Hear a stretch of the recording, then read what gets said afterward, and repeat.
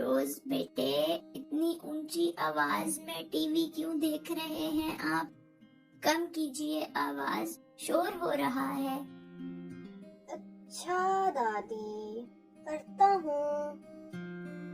یہ 6 آ گیا میرا، آپ کی گوٹی ماروں گی میں۔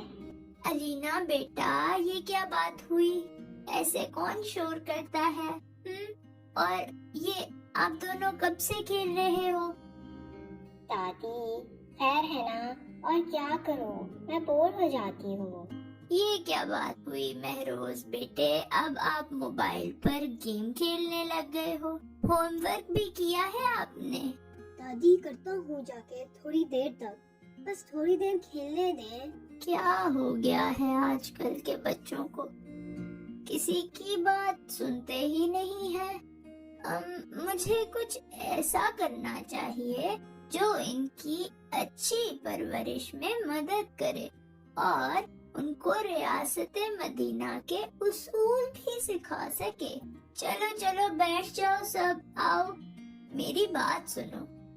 میں نا ایسے کرتی ہوں، آپ کو ایک سٹوری سناتی ہوں۔ کون سی کہانی دادی؟ مطلب کس طرح کی کہانی ہوگی؟ سپر مین۔ ارے اچھا، بس یہ سب تو فالتو کی کہانیاں ہیں۔ میں تمہیں اسلام اور اسلامی تعلیمات کے بارے میں بتاؤں گی۔ اچھا تو بچوں، یہ جو کہانی ہے دراصل یہ ایک قصہ ہے، قصہ غزوہ بدر کا۔ کیا یہ وہی جنگ ہے جس میں تھوڑے سے مسلمانوں نے بہت سارے کفار سے جنگ کی تھی؟ ہاں جی بیٹا، یہ وہی جنگ ہے۔ کیا آپ نے یہ پڑھی ہوئی ہے؟ جی دادی، میں نے پڑھا ہوا ہے اس کے بارے میں، پر مجھے ابھی صحیح سے یاد نہیں ہے۔ اب ویسے ان کی کل تعداد کتنی تھی دادی؟ دادی ہمیں نہیں پتا اس جنگ کے بارے میں، شروع سے بتائے نا کیا ہوا تھا اس جنگ میں، کب ہوئی تھی، کیوں ہوئی تھی؟ ٹھیک ہے بیٹا، میں آپ کو شروع سے بتاتی ہوں کہ یہ جنگ ہوئی کیوں، اس کی وجہ کیا بنی۔ یہ غزوہ اسلام میں بہت زیادہ اہمیت رکھتی ہے۔ یہ مسلمانوں اور کفار کے درمیان پہلی جنگ تھی جس نے اسلامی تاریخ کا رخ ہی بدل دیا۔ اور آپ کو پتا ہے اس غزوے کو یوم الفرقان بھی کہتے ہیں۔ اس کا ذکر قرآن کی 3 سورتوں میں ہوا ہے، جن میں سورہ انفال، سورہ آل عمران اور سورہ حج شامل ہے۔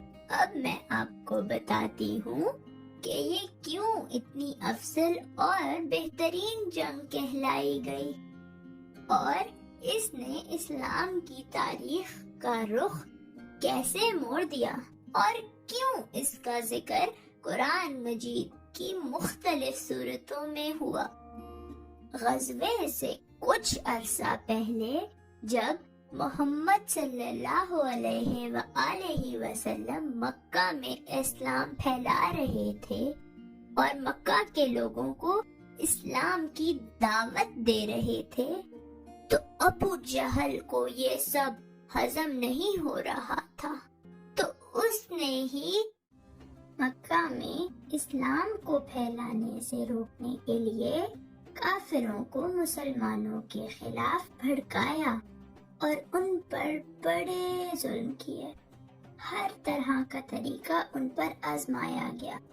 اس طرح کفار کے ظلم کی وجہ سے کچھ مسلمان مکہ سے ہجرت کر کے حبشہ چلے گئے۔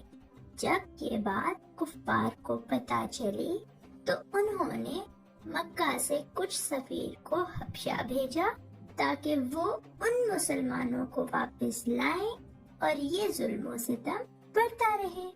اس ظلم کی وجہ سے جو ہجرت ہوئی اس کا ذکر بھی سورہ النحل میں ہوا ہے۔ جن لوگوں نے ظلم برداشت کرنے کے بعد اللہ کی راہ میں ترک وطن کیا ہے، ہم انہیں بہتر سے بہتر ٹھکانہ دنیا میں عطا فرمائیں گے، اور آخرت کا ثواب تو بہت ہی بڑا ہے۔ کاش کے لوگ اس سے واقف ہوتے۔ ظلم کی انتہا بڑھتی جا رہی تھی۔ پھر اس کے بعد 27 صفر 622 میں محمد صلی اللہ علیہ وآلہ وسلم کو نبوت کے 14ویں سال میں مکہ سے یثرب ہجرت کا حکم ہوا۔ یثرب مدینہ کا نام تھا ہجرت سے پہلے، اور یہ ہجرت کا بھی پہلا ہی سال تھا۔ جب کفار کو ہجرت کا پتہ چلا تو انہوں نے محمد صلی اللہ علیہ وآلہ وسلم کو شہید کرنے کا منصوبہ بنایا، پر ان کا یہ منصوبہ کامیاب نہ ہو سکا، اور محمد صلی اللہ علیہ وآلہ وسلم مدینہ ہجرت کرنے میں کامیاب ہو گئے۔ محمد صلی اللہ علیہ وآلہ وسلم کی ہجرت کرنے کے بعد مدینہ میں اسلام تیزی سے پھیلنے لگا۔ جب یہ بات مکہ والوں کو پتہ چلی تو وہ حسد کرنے لگے۔ انہوں نے بڑی سازشیں کی پر کامیاب نہ ہو سکے، یہاں تک کہ انہوں نے مدینہ کے باقی قبائل کو بھی خلاف کرنے کی کوشش کی پر ناکام رہے۔ پھر 2 ہجری ربیع الاول کو قریش کا ایک سردار مدینہ آیا۔ اس نے وہاں آ کے مسلمانوں کے جانور لیے اور چلا گیا۔ وہ صرف مسلمانوں کو یہ بتانا چاہتا تھا کہ وہ اتنے دور سے آ کے بھی ان کو نقصان پہنچا سکتے ہیں۔ جب آپ صلی اللہ علیہ وآلہ وسلم کو اس واقعے کا پتہ چلا تو ان کے لیے ضروری ہو گیا کہ وہ کوئی قدم اٹھائیں جس سے کفار مسلمانوں کو نقصان نہ پہنچا سکے۔ مکہ کے لوگ تجارت کے لیے دوسرے شہروں میں جاتے تھے۔ ایک دفعہ مکہ کے بڑے سرداروں میں سے ایک سردار جس کا نام ابو سفیان تھا، جو ویسے تو بعد میں مسلمان ہو گیا تھا، اس کا قافلہ مکہ سے شام کی طرف تجارت کے لیے گیا تو اس کا آپ صلی اللہ علیہ وآلہ وسلم کو علم ہو گیا۔ آپ صلی اللہ علیہ وآلہ وسلم نے ابو سفیان کے قافلے کو شام سے مکہ جاتے ہوئے رکنے کا فیصلہ کیا، کیونکہ شام سے مکہ کے راستے میں مدینہ آتا ہے۔ تو آپ صلی اللہ علیہ وآلہ وسلم نے شام اور مدینہ کے بیچ میں رکنے کا ارادہ کر لیا۔ ابو سفیان کی قیادت میں 40 لوگوں کا قافلہ شام سے مکہ کی طرف روانہ تھا، جس میں 1000 اونٹ، 50,000 دینار کی مالیت کا سامان بھی تھا۔ ابو سفیان کو علم ہو گیا تھا تو وہ اپنے قافلے کے ساتھ رستے میں ہی رک گیا، اور اس نے پھر اپنے قافلے سے ایک بندہ مکہ کی طرف بھیجا اور کہا کہ مکہ والوں کو خبر پہنچاؤ کہ قافلہ خطرے میں۔ جب مکہ والوں کو یہ خبر ملی تو وہ پریشان ہو گئے۔ ابو جہل جو مسلمانوں سے جنگ کی تلاش میں تھا، اس نے لوگوں کو بھڑکایا اور ان کو خلاف کیا، اور مکہ والے مسلمانوں سے لڑنے کے لیے مدینہ کی طرف روانہ ہو گئے۔ جب قافلہ مکہ سے چلا تھا تو اس کی تعداد 1300 تھی۔ جب ابو جہل کا قافلہ مدینہ کی طرف روانہ تھا تو دوسرے راستے سے ابو سفیان کا قافلہ مکہ پہنچ گیا تھا۔ جب ان کو معلوم ہوا تو اخنس بن شریک نے واپسی کی رائے دی، تو ابو جہل جو قریش مکہ کو مسلمانوں کے خلاف بھڑکا کے لایا تھا، اس نے منع کرتے ہوئے بولا کہ جن مسلمانوں پر ہم نے 13 سال حکومت کی ہے، ان میں اتنی ہمت کیسے آ گئی کہ وہ ہمارا مقابلہ کریں گے؟ پر اخنس بن شریک نے اس کی رائے سے اختلاف کرتے ہوئے اپنے بنو زہرہ کے 300 کے قافلے کے ساتھ واپس مکہ کی طرف روانگی کی۔ پر جب بنو ہاشم نے بھی واپس جانا چاہا تو ابو جہل نے انہیں سختی سے روک دیا۔ اس طرح کافروں کے لشکر کی تعداد 1000 ہو گئی اور پھر وہ بدر کے میدان پہنچ گئے۔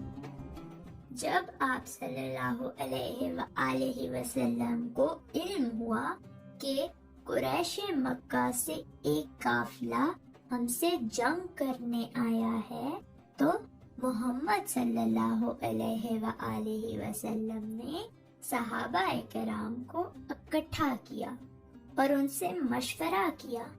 پھر سب صحابہ نے کفار کے ساتھ جنگ کو درست مانا۔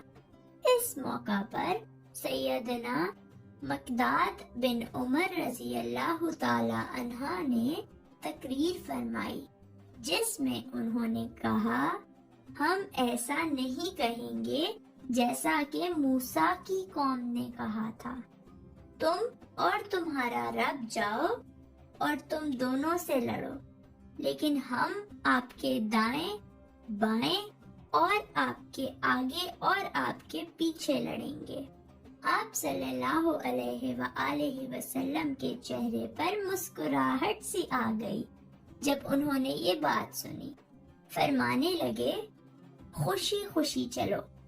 آپ صلی اللہ علیہ وآلہ وسلم نے بطور سپہ سالار حضرت علی رضی اللہ تعالی عنہ، سعد بن وقاص رضی اللہ تعالی عنہ اور زبیر بن عوام رضی اللہ تعالی عنہ کو جاسوسی کے لیے بھیجا۔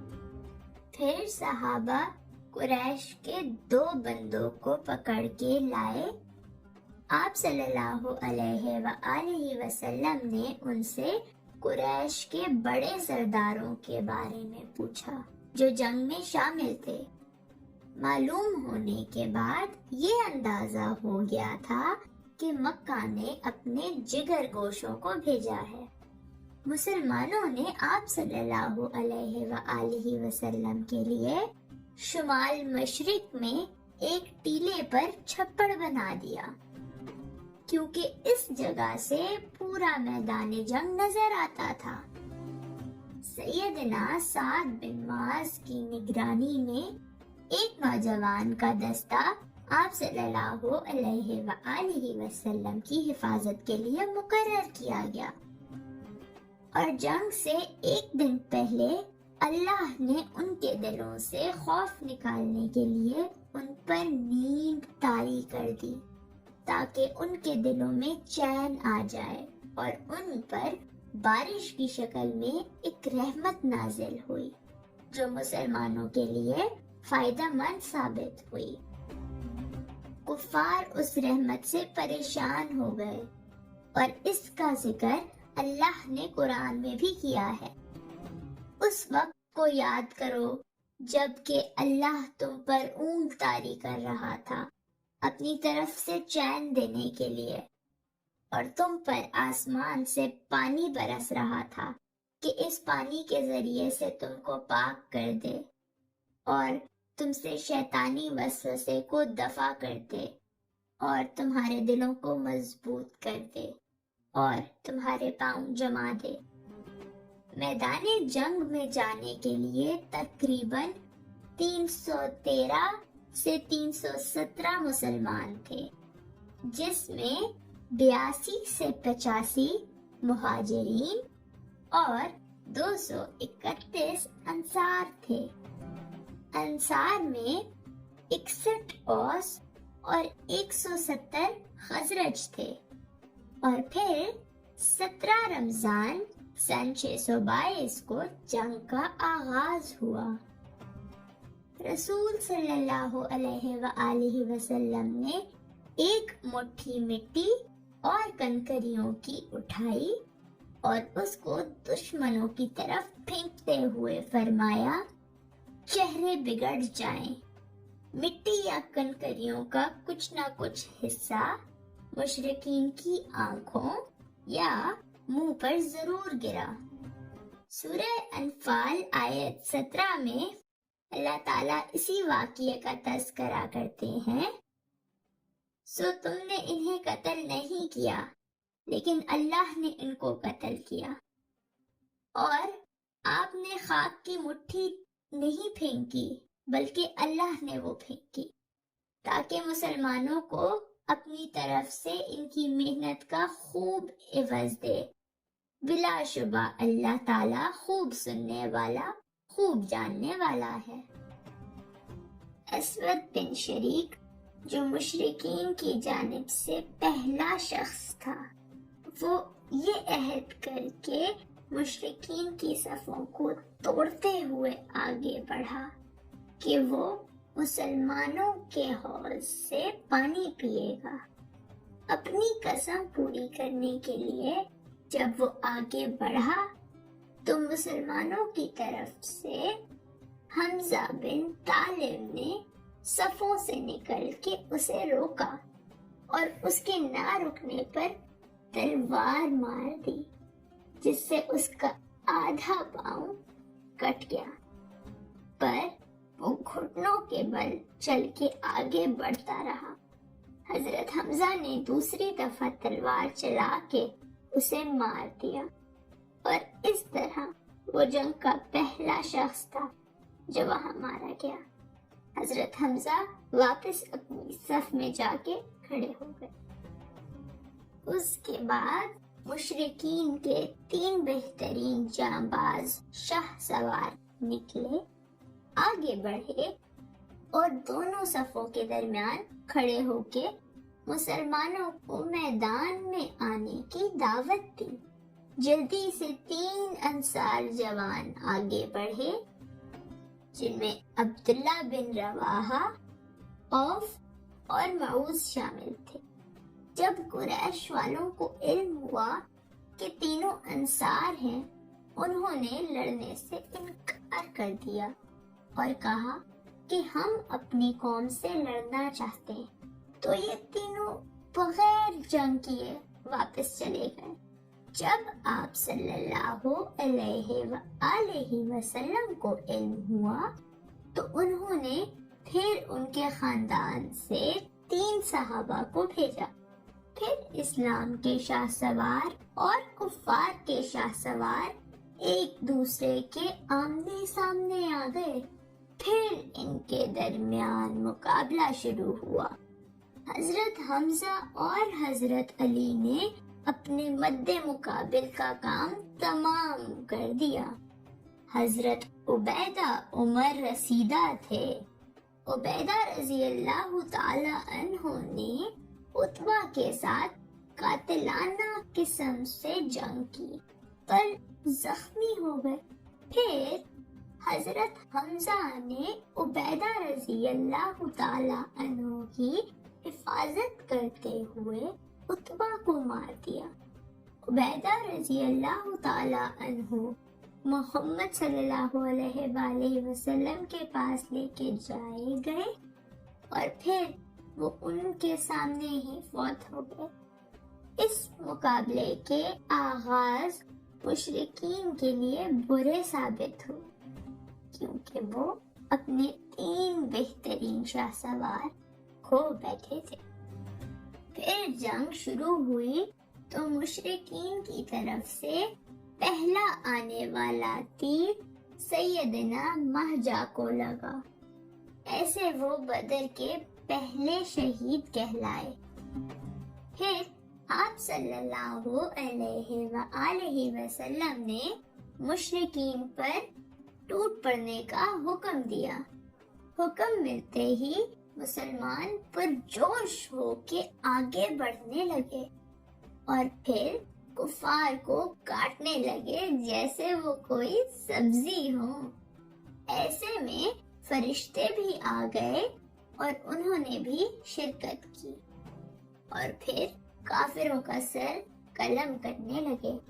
इसी दौरान में माज बिन जम्मू और माज बिन अरफा तीर की तरह से अबू जहल की तरफ भागे और जाते साथ ही तलवार मार के अबू जहल को जख्मी कर दिया। जब ये चीज अबू जहल के बेटे अक्रमा बिन जहल ने देखी तो वो दौड़ के आया और हजरत माज के कंधे पर तलवार से वार करके उनका बाजू शहीद कर दिया। अबू जहल नीचे गिर गया।